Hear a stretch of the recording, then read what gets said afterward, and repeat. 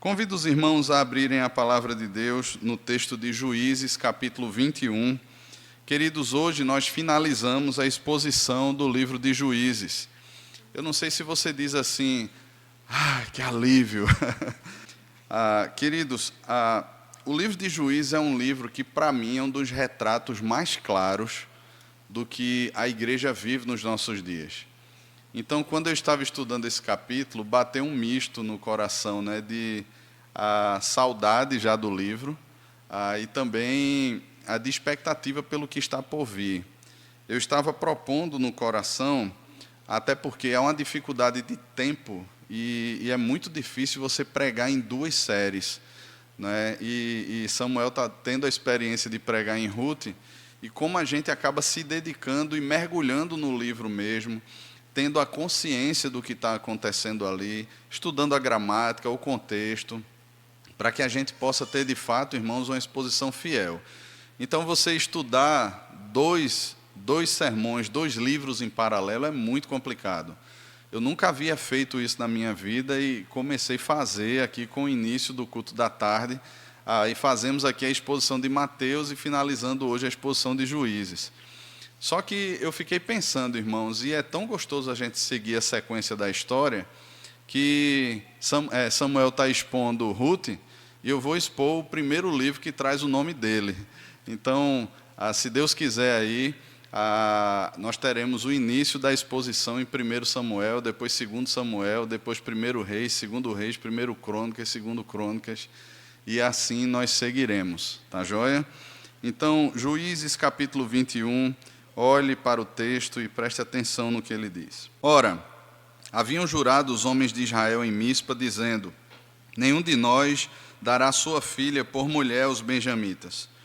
Veio o povo a Betel, e ali ficaram até a tarde diante de Deus, e levantaram a voz e prantearam com grande pranto. Disseram: Senhor, Deus de Israel, por que sucedeu isto em Israel, que hoje lhe falte uma tribo? Ao dia seguinte, o povo pela manhã se levantou e edificou ali um altar, e apresentaram holocaustos e ofertas pacíficas. Disseram os filhos de Israel: quem de todas as tribos de Israel não subiu à Assembleia do Senhor? Porque se tinha feito um grande juramento acerca do que não viesse ao Senhor a Mispa, que dizia: será morto. Os filhos de Israel tiveram compaixão de seu irmão Benjamim e disseram: foi hoje eliminada uma tribo de Israel. Como obteremos mulheres para os restantes deles?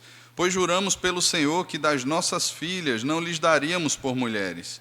E disseram: há uma das tribos de Israel que não tenha subido ao Senhor a Mispa, e eis que ninguém de Jabes de Gileade viera ao acampamento, à assembleia. Quando se contou o povo, eis que nenhum dos moradores de Jabes de Gileade se achou ali. Por isso a congregação enviou lá 12.000 homens, dos mais valentes, e lhes ordenou, dizendo: ide, a fio de espada, feri os moradores de Jabes de Gileade, e as mulheres e as crianças. Isto é o que haveis de fazer. A todo homem e a toda mulher que se houver deitado com homem, destruireis. Acharam entre os moradores de Jabes de Gileade 400 moças virgens, que não se deitaram com homem, e as trouxeram ao acampamento a Siló, que está na terra de Canaã. Toda a congregação, pois, enviou mensageiros aos filhos de Benjamim, e que estavam na penha Rimom, e lhes proclamaram a paz.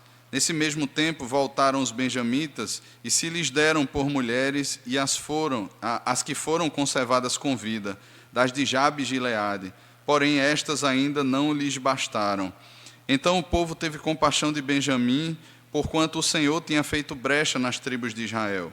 Disseram os anciãos da congregação: como obteremos mulheres para os restantes ainda, pois foram exterminadas as mulheres dos benjamitas? Disseram mais: a herança dos que ficaram de resto não deve perder Benjamim, visto que nenhuma das tribos de Israel deve ser destruída. Porém nós não lhes poderemos dar mulheres de nossas filhas, porque os filhos de Israel juraram, dizendo: maldito que der mulher aos benjamitas. Então disseram: eis que, de ano em ano, a solenidade do Senhor em Siló, que se celebra para norte de Betel, ao lado do nascente do sol, pelo caminho alto que sobe de Betel a Siquém, e para o sul de Lebona. Ordenaram os filhos de Benjamim ordenaram aos filhos de Benjamim, dizendo: ide e emboscai-vos nas vinhas, e olhai e saí, e olhai, e eis aí saindo as filhas de Siló a dançar em rodas, saí vós das vinhas e arrebatai-as, dentre elas cada um sua mulher, e ide-vos à terra de Benjamim. Quando seus pais ou seus irmãos vierem queixar-se a nós, nós lhes diremos: por amor de nós, tende compaixão deles, pois na guerra contra Jabes de Gileades não obtivemos mulheres para cada um deles, e também não lhes destes, pois neste caso ficaríeis culpados. Assim fizeram os filhos de Benjamim e levaram mulheres conforme o número deles, das que arrebataram das rodas que dançavam, e foram-se e voltaram-se à sua herança, reedificaram as cidades e habitaram nelas. Então os filhos de Israel também partiram dali, cada um para a sua tribo, para a sua família e para a sua herança. Naqueles dias não havia rei em Israel, cada um fazia o que achava mais reto. Amém, irmãos. Vamos orar ao Senhor? Pai, abrimos aqui a Tua palavra, lemos a Tua palavra e pedimos ao Teu Santo Espírito que conduza a Tua palavra ao nosso coração. Revela-nos as maravilhas da Tua lei, Pai. Nós assim oramos no nome de Jesus. Amém. Amém. Você já lidou com situações em que a reação foi desproporcional à ação primeira? Com reações que você teve, com palavras que você disse, as ações que foram primeiro provocadas a você produziram algo muito maior, bem desproporcional àquela primeira ação. Afinal de contas, mexeu com o nosso ego, mexeu com o nosso senso de justiça, mexeu com o nosso orgulho e precisávamos dar uma resposta à altura, ainda que essa resposta fosse bem mais alta do que a própria altura provocada. Com certeza, irmãos, um dos capítulos mais tristes da história humana. Todas as nações, ou a grande maioria delas, fizeram, e muitas ainda mantêm essas práticas, é a prática da escravidão. O próprio povo do Senhor, ele foi escravo 400 anos no Egito, ele clamou ao Senhor. Quando nós olhamos para as outras histórias em que o povo de Deus está inserido e que também ele foi cativo, nós percebemos um tipo de escravidão que é um pouco diferente daquela acontecida no Egito. Eram muito mais parecidos como súditos conquistados.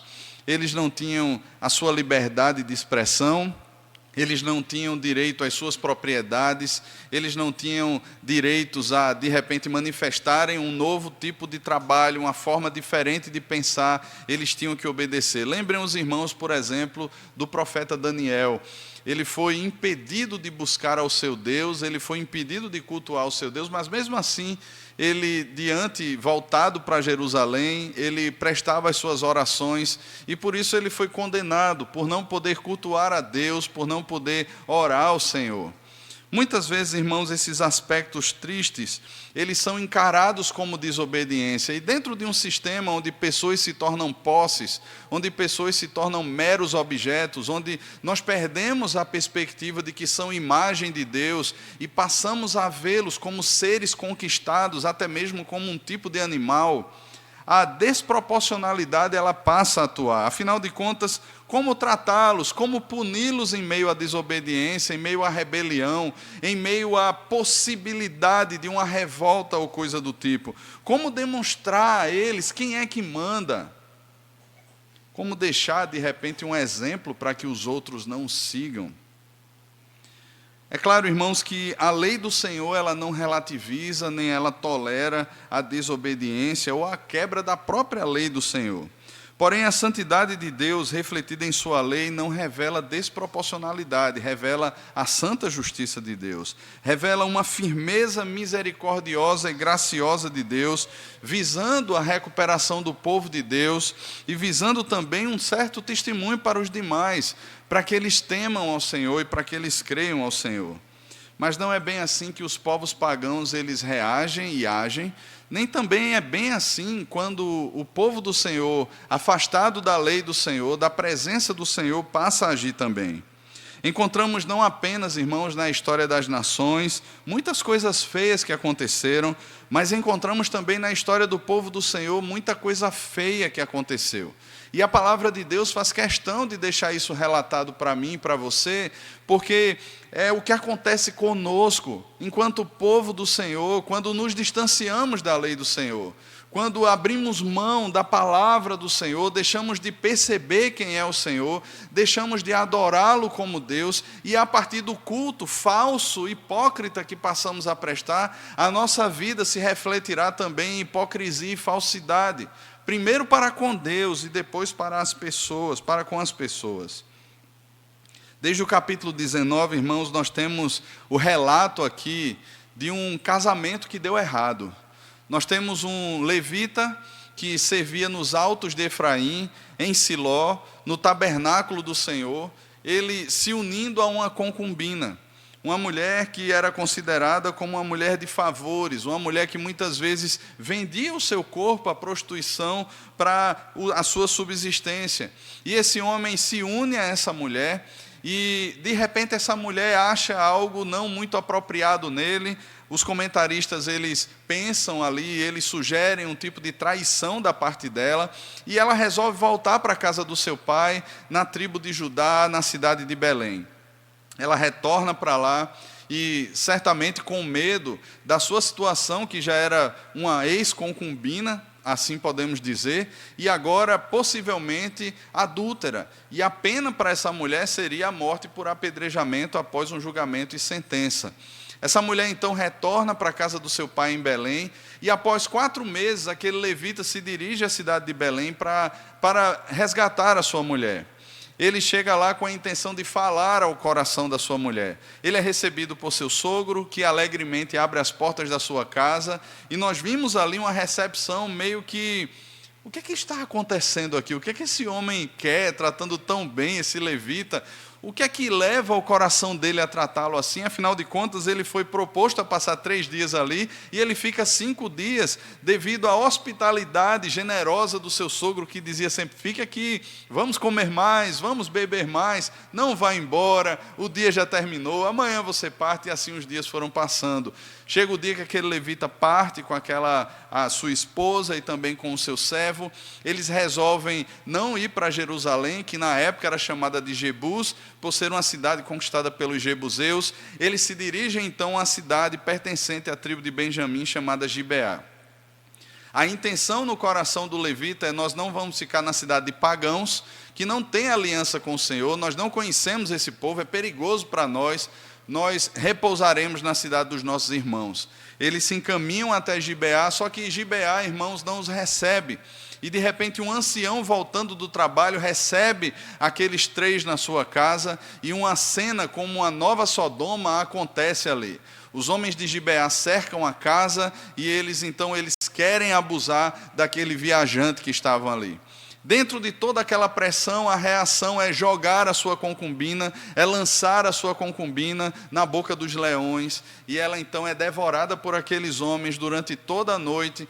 Ao amanhecer do dia, ela já está desumanizada, quase morta, e a sua mão estendida sobre a porta da casa sem conseguir abrir, ela cai na entrada da casa. No outro dia, aquele homem acorda, provavelmente toma seu café, troca a sua roupa e está pronto para a viagem. Ele abre a porta e vê a sua mulher estendida ali na porta de casa, e ele simplesmente, como um animal irracional, desumanizado também, um homem descrente, olha para ela e diz assim: levanta-te, vamos embora. Aquela mulher não reage, ele a toma, coloca no lombo do jumento e faz uma viagem de pelo menos 5 dias até os altos de Efraim. Chegando lá, ele parte aquela mulher em 12 pedaços e envia às tribos de Israel. A notícia, irmão, chega então às demais tribos, e as demais tribos se reúnem como um só homem. E aquele levita, então, é questionado por ele sobre o porquê daquele envio de partes de uma mulher para todas as tribos, e a resposta dele é uma narrativa criada que simplesmente defende o seu ponto de vista e não expõe totalmente a verdade. E vimos que as nossas narrativas são muitas vezes assim. Nós contamos sempre a nossa parte, nós nos colocamos como vítimas muitas vezes, afinal de contas, nós queremos ganhar a atenção das pessoas para nós. E aquele levita, então, ele faz isso. Ele age de forma pecaminosa. E eles, então, as tribos de Israel passam a buscar ao Senhor e eles têm uma atitude. Eles mandam um mensageiro até Benjamim, ou mensageiros até Benjamim, dizendo: olha, entrega esses filhos de Belial para que nós possamos puni-los. Eles vão buscar apenas os homens de Gibeá, porém os de Benjamim, eles não aceitam essa proposta, e nós vimos ali como a história discorre, uma guerra acontece, e Benjamim é praticamente exterminada, ficando apenas 600 homens de Benjamim, reclusos nas montanhas, nos altos de Rimon. Meus irmãos, é uma história triste, é uma história feia, é uma história sangrenta, é uma história de 11 tribos lutando contra uma tribo apenas. Deus estava certamente revelando a sua disciplina à tribo de Benjamim, mas nós vimos que essa disciplina ela foi desproporcional. Nós vimos que a mão das tribos de Israel se levantou com muito mais força do que Deus havia proposto que elas se levantassem. E nós temos então aqui, irmãos, esse texto que nós lemos hoje, que é uma tentativa de conserto daquilo que se fez, e ao mesmo tempo perceberemos a atuação da graça de Deus agindo em prol do seu povo. Tendo em vista tudo isso, eu proponho como tema do sermão dessa manhã a seguinte expressão: no calor do momento. No calor do momento. Você já percebeu como é que se age no calor do momento? E eu tenho aqui pelo menos 3 ações que muitas vezes são tomadas por nós como reações no calor do momento. A primeira delas: no calor do momento, nós agimos calorosamente mal. No calor do momento, nós agimos calorosamente mal. E nós encontramos isso do versículo 1 até o versículo 7. Mas, antes de entrarmos, eu quero só adentrar um pouco mais naquilo que aconteceu com Benjamim, já nesse primeiro ponto. Por que Benjamim passou por tudo isso? Meus irmãos, eles não obedeceram aos de Israel quando eles pediram àqueles homens. Eles não entregaram, pelo contrário, eles se prepararam para a batalha. E aí a mão pesada veio, o Senhor os estava disciplinando, eles tiveram essa oportunidade, mas não deram ouvidos. E nós já vimos aí que no calor do momento os de Benjamim agiram mal. Eles pensaram muito mais de forma corporativista, eles pensaram muito mais, e vimos aqui no sermão sobre esse tema, que é exatamente o que muitas vezes fazemos dentro de casa com os nossos filhos. Muitas vezes eu já vi isso, irmãos, professores na escola, questionando os pais sobre determinados comportamentos com os filhos, e eu lembro até de um acampamento que nós participamos, de um gurizinho lá que ficava brechando as meninas, e depois de ser pego, de conversar com ele, e de chamar os pais para que viesse buscá-lo, porque ele não se arrependeu e estava fazendo de novo, o pai olhou para mim e disse assim: o senhor está mentindo, o meu filho ora antes das refeições, o meu filho jamais faria isso. Eu disse: olha, eu tenho uma série de testemunhas aqui que viram isso. E muitas vezes, irmãos, a gente age dessa maneira. O que o povo de Benjamim deveria ter feito, os líderes, os presbíteros de Benjamim, os anciãos, era: vamos entregar esses homens de Belial. Vamos entregar esses homens e ponto final, a questão estaria resolvida. Mas eles não entregam e partem para a batalha. Nós vimos, irmãos, a quantidade desproporcional dos homens de Israel contra os homens de Benjamim. Foram mais de 25 mil homens de Benjamim mortos ao fio da espada. Mas não só isso, Israel devasta as cidades e mata todas as mulheres e crianças. Irmãos, só restam 600 homens de Benjamim. Após esses 600 homens, a tribo seria extinta. Não havia mulheres para aqueles homens. Não havia mais crianças. A tribo foi completamente destruída. O texto segue: e em meio a tudo isso, Israel se ajunta como um só homem. E o que é que eles estão fazendo agora? Mais uma vez, juntos como um só homem. Eles não estão celebrando a vitória. Eles não estão comemorando. O que é que acontece conosco depois de uma vitória? A gente tira a onda com a cara de quem perdeu. Tem alguns irmãos tristes aqui hoje, eu não sei porquê. Mas a gente zoa com a cara de quem perdeu. A gente tira a onda e isso acontece de um lado para o outro. Um dia a gente perde, os caras zoam com a cara da gente também. Festejam a vitória. E a gente, irmãos, abrindo parênteses aqui, tem que aprender a perder. Tem que aprender a perder. E tem que sorrir também quando perde. Não é ficar brabo invadindo o campo, ficar brabo fazendo bobagem, não, tem que aprender a perder. Hoje você perde, amanhã você ganha. Em alguns casos, hoje você perde, amanhã você perde de novo. Mas eles não estão celebrando a vitória. Eles não estão festejando. Eles estão tristes, eles estão chorosos. E eles se reúnem em Betel para buscar o Senhor. Eles dizem ao Senhor: ah, Senhor, Deus de Israel, por que nos sucedeu isso em Israel, que hoje lhe falta uma tribo? Como assim? Como assim eles estão questionando a Deus? Senhor, hoje nos falta uma tribo. Irmãos, veja, é como se aquilo que aconteceu lá no Éden, a mulher que me destes, estivesse sendo repetido aqui mesmo, e é exatamente assim que nós agimos. Eles não estão assumindo a responsabilidade. Senhor, está faltando uma tribo em Israel, porque nós agimos de maneira desproporcional.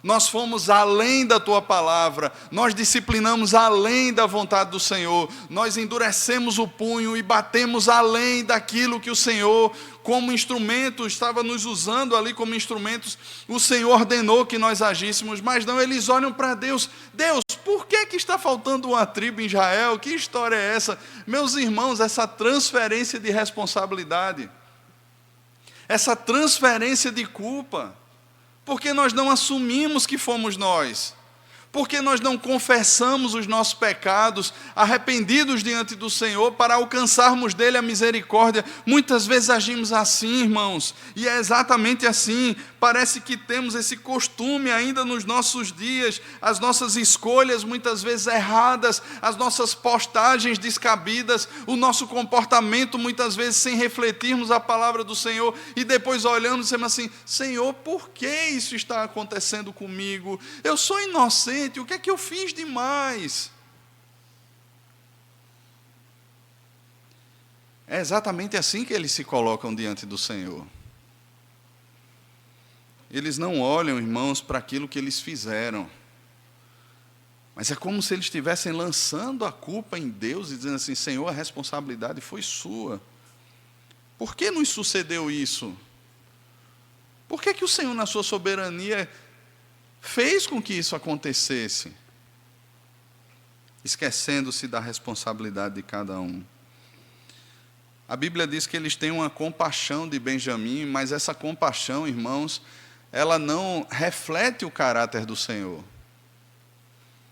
Eles estão se identificando com a tribo de Benjamim, mas ao mesmo tempo eles passam a tomar atitudes erradas. No calor do momento, irmãos, eles vão agir de forma maldosa. E a maldade aqui é o contrário daquilo que é a vontade do Senhor. O agir de forma má, o agir de forma desproporcional, o agir de maneira pecaminosa, irmãos, é porque estamos tomando caminhos sem consultar ao Senhor, sem observarmos o que diz a palavra do Senhor e simplesmente nos deixando conduzir por aquilo que achamos agora que vai resolver o problema. Eu sei qual é o melhor remédio. Para que buscar a Deus? Eu sei o que é melhor, então vamos lá fazer aquilo que por experiência própria, aquilo que pelo que eu aprendi dos outros. Imagina que os outros são os povos pagãos. Pode dar certo. Eles têm um problema, a pergunta é como resolver esse problema.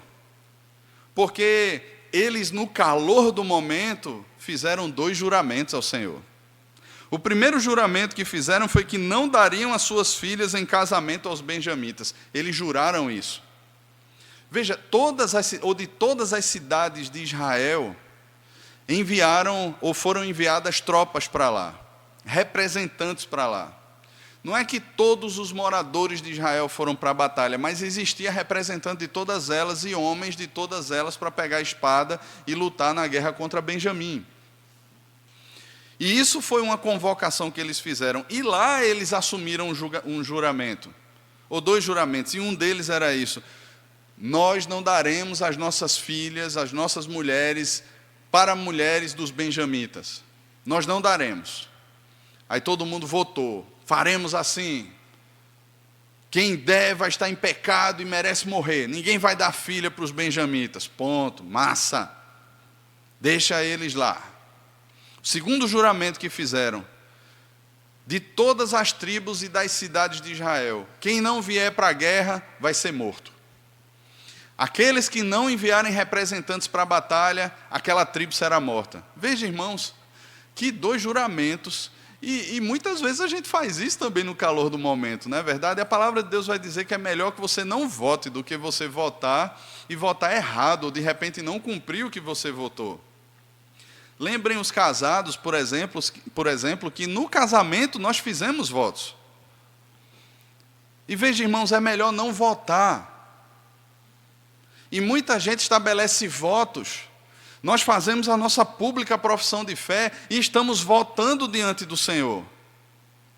De sermos submissos à palavra do Senhor, de nos submetermos às lideranças constituídas, desde que essas sejam submissas à palavra do Senhor.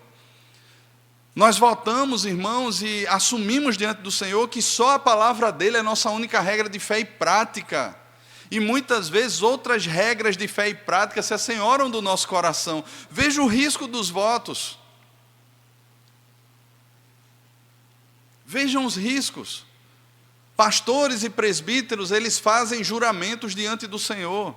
O primeiro artigo do primeiro capítulo da Constituição da Igreja Presbiteriana do Brasil é que nós somos uma igreja confessional, submissa aos nossos símbolos de fé como sendo verdade, expressão da palavra de Deus. Aí você olha para tantas igrejas, irmãos, quantas elas de fato refletem isso?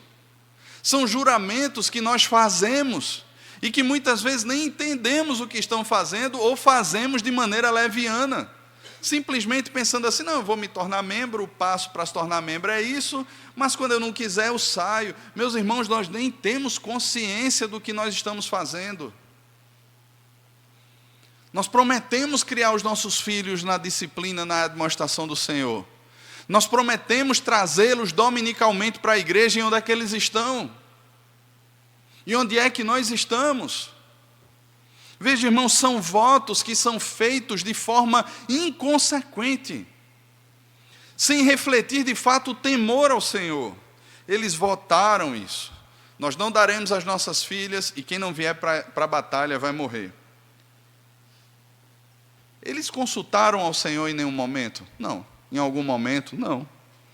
Eles buscaram na palavra de Deus o conselho para tomarem suas decisões? Não. Eles estão resolvidos a resolver o problema. Eles estão decididos: nós temos um problema, nós fomos os responsáveis, ainda que transfiramos para Deus a responsabilidade, e precisamos dar um jeito aqui agora, vamos dar os nossos pulos.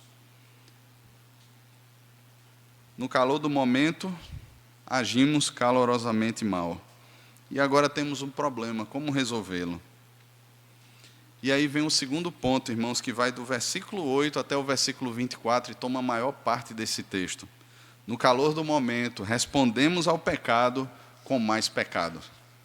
É exatamente isso que eles fizeram e é exatamente isso que muitas vezes acontece conosco.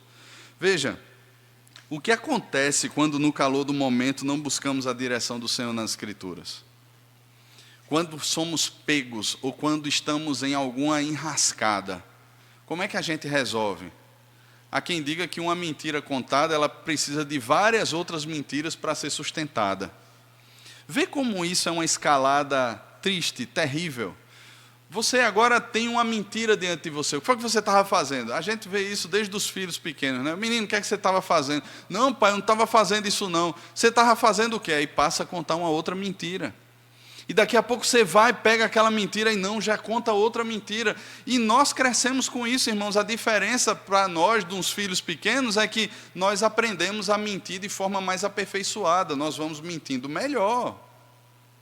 Os nossos argumentos vão mudando. As nossas justificativas melhoram. E a gente vai aprendendo a mentir de maneira mais descarada a várias outras instâncias. Mas nós estamos enganando a quem no final das contas? A quem nós estamos tentando enganar? E isso revela algo muito grave. As nossas formas de resolver o pecado, muitas vezes produzindo outros pecados, revela, irmãos, a nossa falta de temor ao Senhor. E lembre esse ciclo de Israel aqui. Eles não temiam mais o Senhor. O culto ao Senhor se transformou num culto idólatra, e eles passaram então a desobedecer a palavra do Senhor, vivendo como os pagãos na terra. Quando não nos submetemos, irmãos, o nosso coração à verdade revelada do Senhor, é exatamente isso que acontece. Lembre dos 2 juramentos, guarde-os na sua memória. Não daremos às nossas filhas, quem não veio pagará com a própria vida. Alguma das tribos não veio? Todas estavam lá. Porém, uma cidade chamada Jabe-Gileade não mandou nenhum representante. Toda cidade tem moça virgem. Toda cidade tem jovens ali, adolescentes, que estão aí, de repente, ainda esperando o seu príncipe encantado. Então vamos fazer o seguinte, Jabe-Gileade não veio. Nós temos 600 homens de Benjamim precisando de esposa. Vão lá. 12 mil homens, a tropa de elite de Israel. Não são quaisquer guerreiros, sei lá. Não é qualquer homem, a gente vai mandar a tropa de elite de Israel. A gente vai mandar os melhores, aqueles que são mais aguerridos. 12 mil homens foram separados. E eles são enviados para a cidade de Jabe-Gileade. Olha, o que é que vocês farão lá? Vocês vão matar todo homem, toda mulher casada, toda criancinha. Vocês matam todos eles. Agora, mulher que nunca se deitou com um homem, vocês vão trazer essas mulheres. E aí, a gente já vai ter um problema resolvido. Espero que tenham 600 lá. De repente, foi a conversa que tiveram. Meus irmãos, eles vão até Jabe-Gileade, eles matam os homens, matam as mulheres casadas, matam as crianças, e percebem que lá existem 400 moças virgens. E eles levam essas 400 moças, cativas, sequestradas. Moças que viram os seus pais morrerem a fio da espada, moças que viram as suas casas sendo queimadas, as suas ruas das cidades destruídas, os seus sonhos ali indo por água abaixo. Aquelas moças são sequestradas, irmãos. E aí eles chegam, irmãos, com 400 moças, mandam um mensageiro até a penha de Rimom e dizem assim: paz aos benjamitas. Benjamitas, a gente está tentando resolver o problema de vocês aqui, nós somos bons, e reconhecemos aqui que de repente agimos de uma maneira mais pesada que deveríamos, e nós temos aqui 400 moças como moeda de troca, para entregar a vocês, para que a tribo de vocês não seja extinta. Irmãos, nós conversamos sobre isso aqui. Qual é o valor de um ser humano? Existe um valor maior no homem e um valor menor na mulher? De forma alguma. É o feminismo que vai resolver isso? De maneira nenhuma. O que resolve isso é a palavra de Deus, irmãos, porque quando Deus criou o homem e a mulher, Ele os criou à sua imagem e semelhança. Esse é o nosso valor diante de Deus. O Senhor nunca ensinou na sua palavra que a mulher teria um valor menor quanto ser humano, mas perceba aqui como os líderes de Israel estão agindo de forma paganizada. Eles sequestram aquelas moças e eles entregam aquelas moças.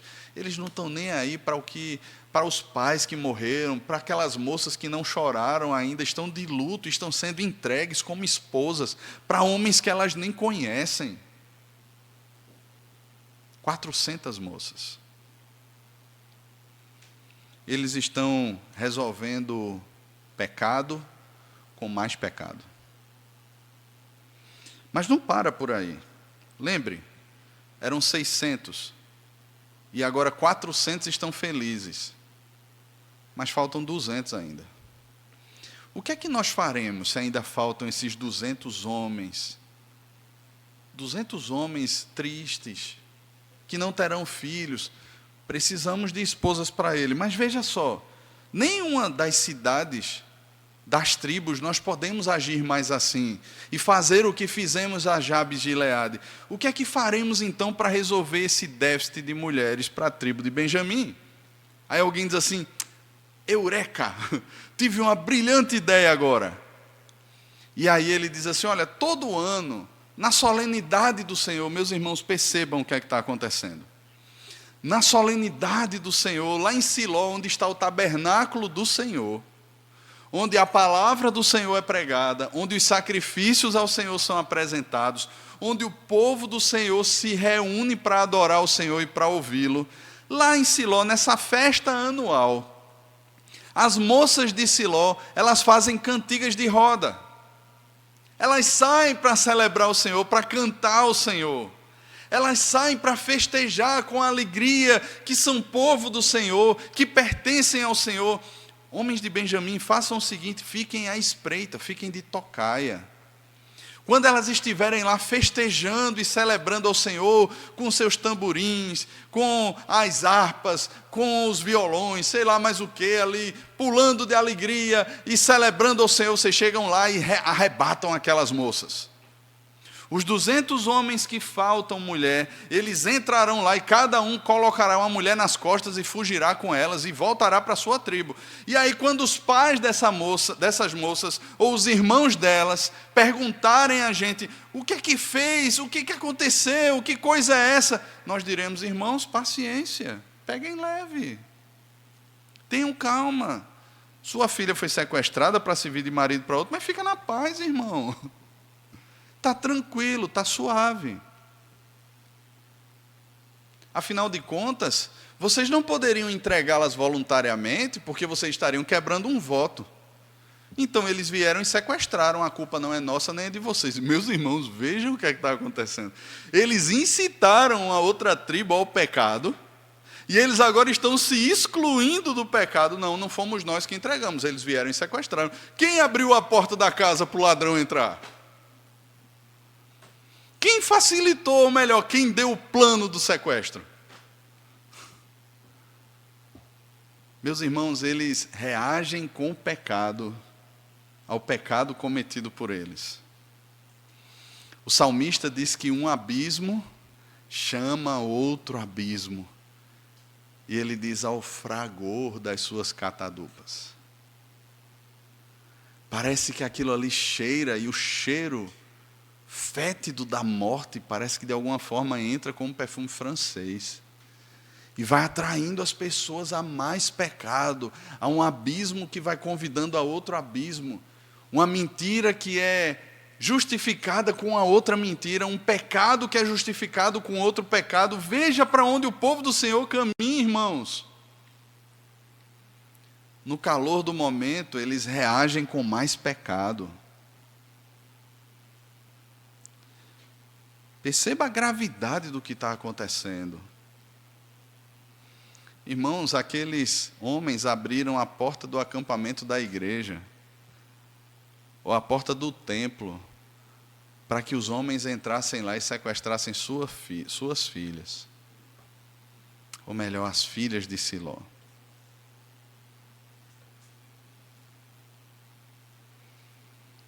Um pecado é respondido com mais pecado. Mas a história não para por aí, irmãos.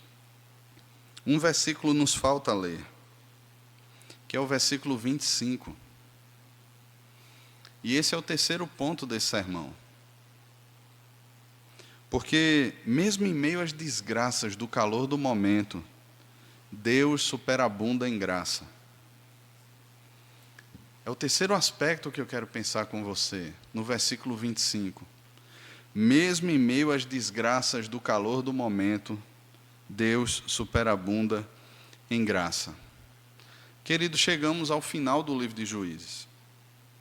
Certamente, algumas percepções que tínhamos sobre alguns textos desse livro elas foram reafirmadas e outras mudadas. Esse livro nos apresentou ciclos de queda, disciplinas, salvação por parte do Senhor. Mesmo em meio a toda a desgraça dos pecados que vimos, o povo do Senhor, ele permanece até hoje. Não meramente uma nação étnica, mas a sua igreja de todos os tempos, ela foi preservada pelo Senhor e somos aqui preservados pelo Senhor. A igreja do tempo dos juízes foi preservada pelo Senhor. Ao longo da história vimos a destruição dos povos pagãos e hoje, em nossos dias, aqueles povos do passado não existem mais. Mas a igreja do Senhor, o seu povo, permanece. Israel desobedeceu, quebrou a lei do Senhor, invalidou a aliança várias vezes. Mas o Senhor não. Ele é fiel mesmo em meio à nossa infidelidade, porque a fidelidade, ser fiel, faz parte do caráter de Deus e Ele não pode negar-se a si mesmo. Aqui no versículo 25, irmãos, nós temos uma constatação. Naqueles dias não havia rei em Israel, cada um fazia o que achava mais reto. Um dos aspectos que nós vimos aqui sobre o livro dos Juízes é que provavelmente o narrador, o escritor desse livro, e claro, inspirado pelo Espírito Santo, escreveu esse livro quando Davi reinava sobre Hebrom. E quando Isbosete, que era filho de Saul, tentava então dar sequência ao reinado do seu pai que havia morrido. Então Isbosete estava tentando se apossar das demais tribos, a Davi estava em Hebrom, já havia sido reconhecido rei em Hebrom. Porém, o narrador aqui, ele tem uma intenção. E ele finaliza o livro de Juízes exatamente mostrando a desgraça da tribo de Benjamim. Mostrando que se as tribos de Israel não tivessem se juntado e de alguma maneira articulado de forma pecaminosa para trazer esposas para eles, aquela tribo teria sido extinta. Que ela não era uma tribo digna. Só que lembre o seguinte, de onde foi que Saul veio? Você lembra qual era a tribo de Saul? Saul era da tribo de Benjamim. O primeiro rei de Israel era da tribo de Benjamim, agora o seu filho tentava dar sequência no seu trono.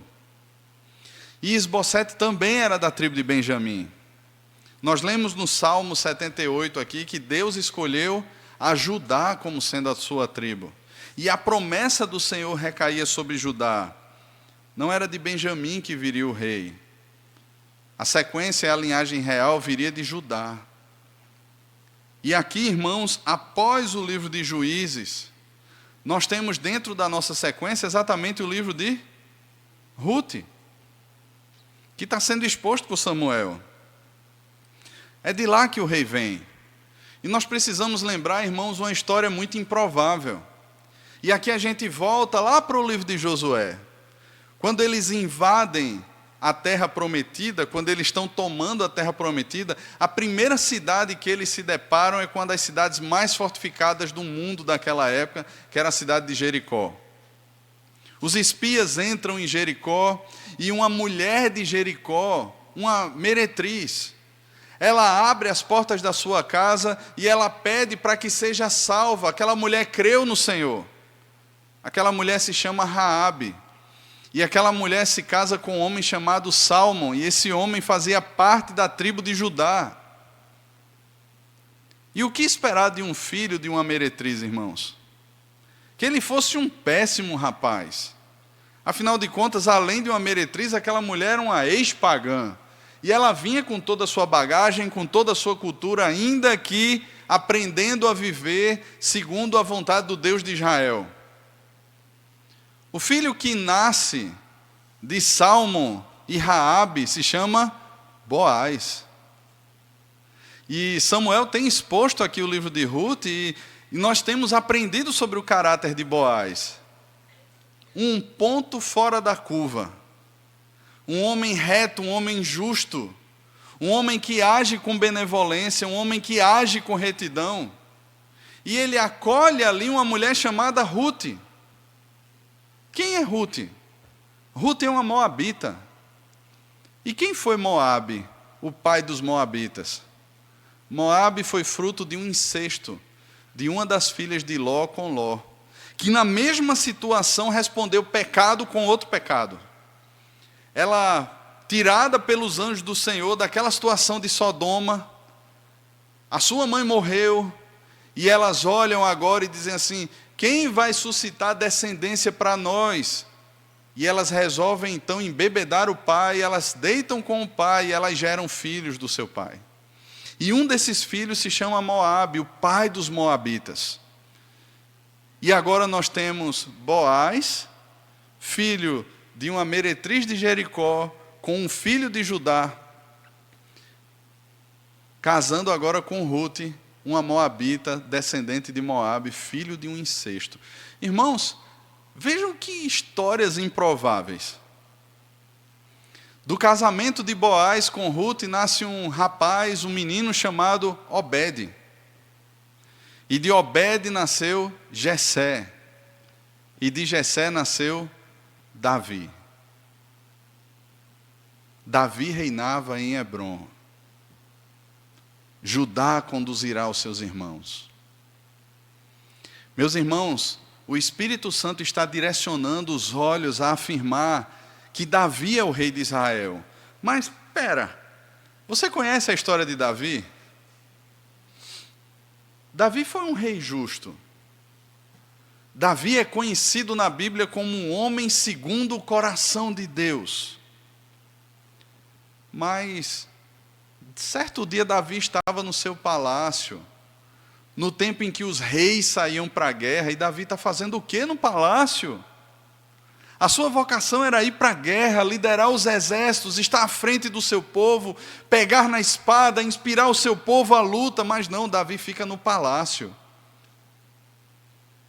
E Davi um dia passeando na varanda do seu palácio, ele lá de cima observa uma jovem muito bonita tomando banho na sua casa.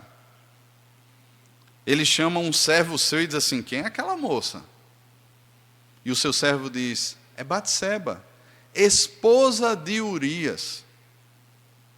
E Davi diz assim: traz ela para mim. Ele sabia que ela era casada. Mas, irmãos, quando ele perde o Senhor de vista, ele perde a sua vocação, e ele se torna como um louco diante do Senhor, porque ele perde a razão. Aquela mulher era a ovelhinha de um homem que só tinha ela em casa, enquanto ele era o rei, e tinha as ovelhas que ele quisesse, mas é exatamente aquela que os seus olhos desejam. Parece que Davi tem um pouco de Sansão, que não podia bater os olhos numa mulher que já cobiçava aquela mulher. Era conduzido pelas suas paixões e desejos. Esse era Sansão.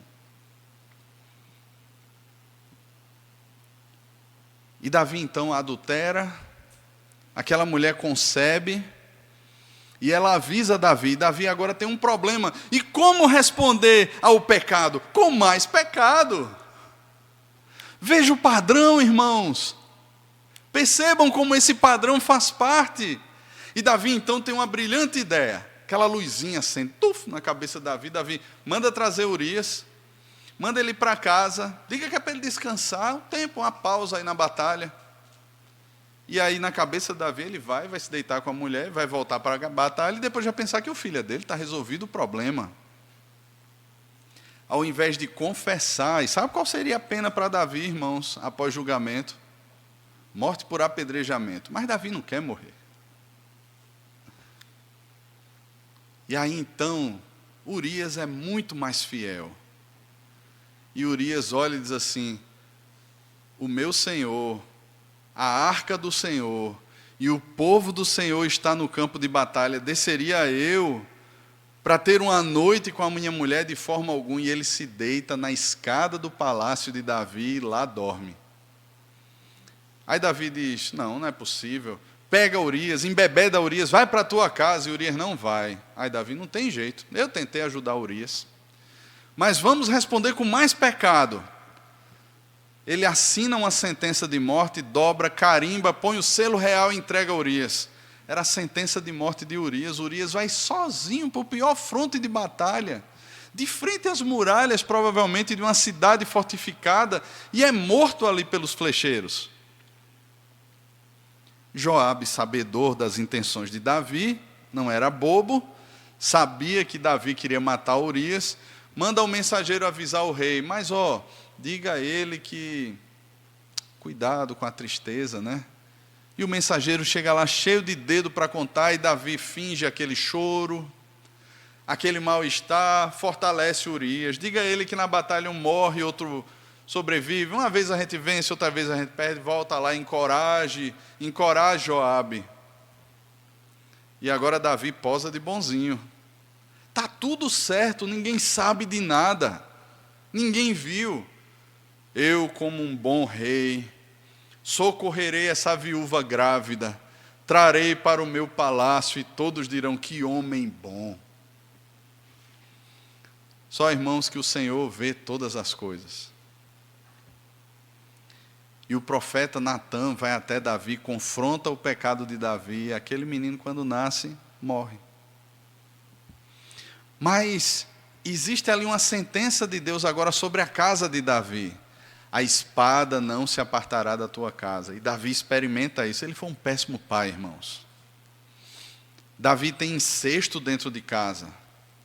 Um irmão estupra uma irmã. Depois o seu filho tenta tomar o trono de forma rebelde.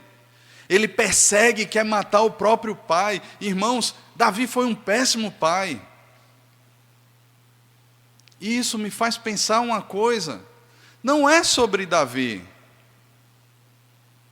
Nunca foi sobre Davi apenas. Não são os juízes. Aqueles homens, irmãos, estão na galeria da fé, mas são homens de carne e osso, como eu e como cada um de nós aqui. Deus nunca intentou, irmãos, que nós fôssemos redentores. É por isso que o culto ele é cristocêntrico, ou deve ser cristocêntrico. É por isso que a palavra aponta para Cristo. É por isso que os sacramentos apontam para Cristo. É por isso que os nossos louvores apontam para Cristo. Meus irmãos, diz respeito a Cristo. O Verbo que se fez carne e habitou entre nós, cheio de graça e de verdade, e vimos a sua glória, glória como do unigênito do Pai. Diz respeito a Cristo, irmãos, porque Ele é a raiz de Davi, Ele era o prometido, Ele é aquele que se assentou no trono que não pertencia a Davi e reina soberanamente, o seu nome está acima de todos os nomes. Diz respeito a Cristo, aquele a que a morte não pôde deter, porque Ele é o autor da vida, e Ele ressuscitou ao terceiro dia, e está sentado à destra da majestade de Deus Pai, e voltará para tomar o seu povo de uma vez para sempre. Diz respeito a Cristo, irmãos. Não eram os juízes pelos juízes, porque todos eles foram pecadores. Nós vimos aqui na história o mal de cada um deles, como cada um deles foi piorando dentro dessa espiral descendente, irmãos. Todos nós vimos, e não era sobre Davi. Não só Davi, mas todos os outros reis descendentes de Davi, todos eles foram pecadores, irmãos, e muitos, a grande maioria, fizeram o que era mal perante os olhos do Senhor. Todos eles apontavam para um juiz perfeito, para um rei perfeito, que é o Senhor Jesus. É por isso, irmãos, que a nossa vida, a nossa adoração, a nossa fé, a nossa esperança e o nosso amor não repousa em homens, mas no Cristo ressurreto. Ele é o rei prometido. Por mais que Davi tenha composto os mais belos salmos, por mais que Davi tenha sido justo, não havia rei em Israel, e não seria um rei humano que solucionaria os problemas. Muitos deles até agravaram. Você tem Acabe ali. Você tem tantos outros que sacrificaram seus filhos a Moloque. Meus irmãos, não dizia respeito a um rei humano, mas de fato um rei que venha e governe sobre nós com seu cetro de justiça e graça. O rei que se fez escravo. Elizabeth Elliot afirma: ele se fez pão partido e vinho derramado por nós. Ele veio, irmãos, e olhou com olhos de graça para mim e para você. E naquela cruz ele assumiu a nossa culpa e o nosso pecado. Naquela cruz ele assumiu o pecado de Davi. Naquela cruz ele assumiu o pecado de Benjamim. E o que esperar da tribo de Benjamim, meus irmãos? Poderia vir algo bom de Benjamim depois de tudo isso? Depois de tanta coisa feia que aquela tribo fez, depois de uma história tão triste, com Saul, que era um homem que vivia aprisionado ao temor dos homens, com a tentativa de Isbosete, uma tribo tão triste, tão pequena como a tribo de Benjamim, poderia vir algo bom de Benjamim? Meus irmãos, veio de Benjamim aquele que nós conhecemos como sendo o apóstolo aos gentios, o maior escritor de cartas do Novo Testamento. O apóstolo Paulo pertenceu à tribo de Benjamim. Meus irmãos, Deus sempre traz a sua graça em meio às desgraças. Ainda que no calor do momento a gente venha agir mal, nós temos a oportunidade dada por Deus para o arrependimento, para a confissão, para um novo caminho, para uma nova perspectiva, reparando os erros do passado, abandonando o pecado, não respondendo ao pecado com mais pecado, não agindo mal por causa do calor do momento, mas percebendo a graça de Deus, que mesmo em meio às desgraças do calor do momento, faz novas todas as coisas em Cristo Jesus. O apóstolo Paulo humildemente afirmou que perdeu todas as coisas, que considerava todas elas como refúgio, por causa da sublimidade do conhecimento de um descendente de Davi, que era o Senhor Jesus.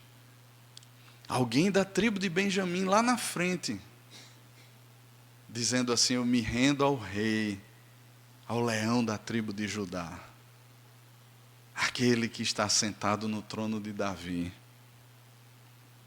Este é o Senhor Jesus, irmãos. Meus irmãos, nós nascemos como escravos. Nascemos como escravos. Vivemos e experimentamos profundamente a escravidão gerada pelo nosso pecado. Paulo, em Efésios, no capítulo 2, ele deixa claro isso para a gente. Nós estávamos mortos e pensávamos viver como vivos. Pensávamos estar vivos. Éramos inimigos atrozes do Rei Santo e bom. Cada um de nós vivia de acordo com o que achava que era mais reto aos próprios olhos. Cada um de nós tomava as suas decisões de acordo com aquilo que pensávamos ser melhor aos nossos próprios olhos. Nesse reino de trevas, irmãos, éramos punidos e fustigados, mas da mesma forma puníamos e fustigávamos de acordo com a justiça que era medida com a nossa própria régua. Achávamos que era mais reto aos nossos próprios olhos e assim fazíamos. Quais os resultados que experimentamos de tudo isso? Quais os resultados, irmãos? Mais pecado sendo gerado. Naqueles dias não havia rei sobre nós, mas hoje há. E louvado seja Jesus por isso. O rei que veio, o rei que reina e o rei que voltará para buscar os seus. É por ele que aguardamos ansiosamente, irmãos. E por isso dizemos: Maranata, ora vem, Senhor Jesus.